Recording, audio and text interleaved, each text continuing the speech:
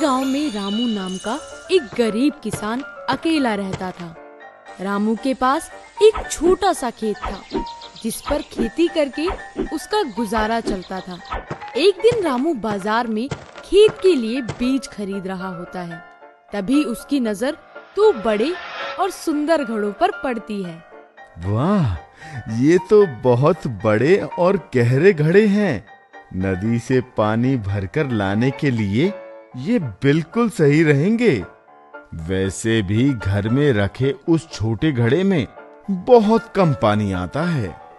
रामू बीज छोड़कर उन दोनों घड़ों को खरीद लेता है और घर की तरफ बढ़ने लगता है। ये मुझे बहुत अच्छी चीज मिल गई। कल से मैं हर रोज इन्हीं दोनों घड़ों में पानी भरकर लाया करूंगा। मुझे यकीन है इनका पानी मेरे लिए बिल्कुल भी कम नहीं पड़ेगा। ये सब सोचते हुए रामू घर पहुंचता है। अगली सुबह वो एक डंडे के दोनों किनारों पर रस्सी की मदद से घड़ों को बांध देता है और वो नदी की तरफ चल पड़ता है।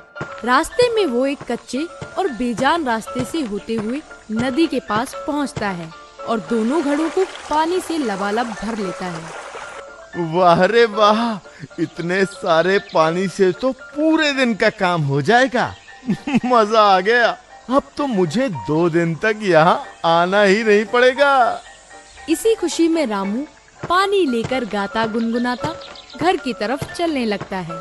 घर पहुंचकर वो जैसे ही घड़ों को जमीन पर रखता है, वो देखता है कि एक घड़े में पूरा और दूसरे घड़े में आधा पानी है। ये देखकर वो समझ जाता है कि एक घड़ा फूट चुका है। ये घड़ा तो फूट गया। फूटे घड़े को देखकर रामू कुछ सोचने लगता है। तभी उसे एक तरकीब सूझती है। अरे फूटा हुआ है तो क्या हुआ, मेरे पास इसके लिए भी काम है। इसके बाद रामू दोनों घड़ों का पानी मिट्टी के एक बड़े बर्तन में पलट देता है और खेत में काम करने चला जाता है। इसी तरह दिन बीतते जाते हैं और रामू हर रोज दोनों घड़ों को लेकर नदी पर जाता रहता है। ये देखकर फूटे घड़े को खुद पर शर्म आने लगती है।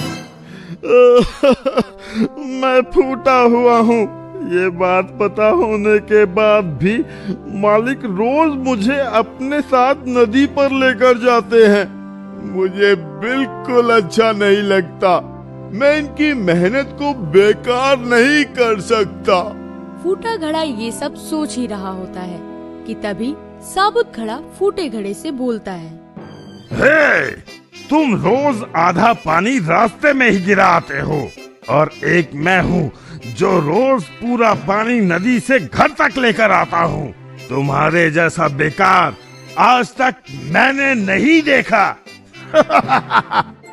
साबुत घड़े की बात सुनकर फूटे घड़े को बहुत बुरा लगता है। अगली सुबह जब रामू घड़ों को उठाने आता है तो फूटा घड़ा रोते हुए उससे कहता है, मालिक, मैं फूटा घड़ा हूँ, हमेशा आधा पानी गिरा देता हूँ, फिर भी आप रोज मुझे साथ लेकर जाते हैं। कृपया आज मुझे घर पर ही रहने दीजिए। मैं आपकी मेहनत को और खराब नहीं करना चाहता। घड़े की बात सुनकर रामू उसे अपने हाथों में उठाता है और बोलता है, तुम सिर्फ अपनी बुराई देख रहे हो, पर मैं शुरू से ही उस बुराई के साथ छुपी अच्छाई को भी देख रहा हूँ।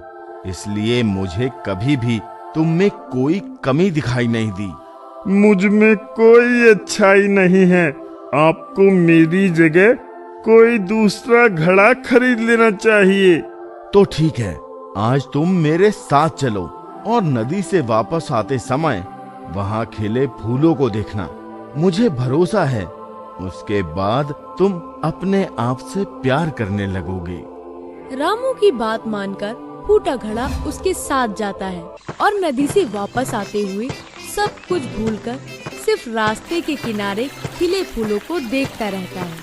सुंदर फूलों को देखकर वो बहुत खुश होता है, लेकिन घर पहुंचते ही अपने अंदर आधा पानी देखकर वो फिर मायूस हो जाता है। मैंने आपसे कहा था कि मैं किसी काम का नहीं हूँ। अभी रास्ते में जिन फूलों को देखकर तुम अपनी कमी को भूल गए थे, वो फूल किसी और ने नहीं बल्कि तुमने ही उगाए हैं। हर रोज जब हम नदी से वापस घर आते हैं तो तुम्हारा आधा पानी उस धरती पर गिरता है, जिससे उन फूलों को उगने में मदद मिलती है।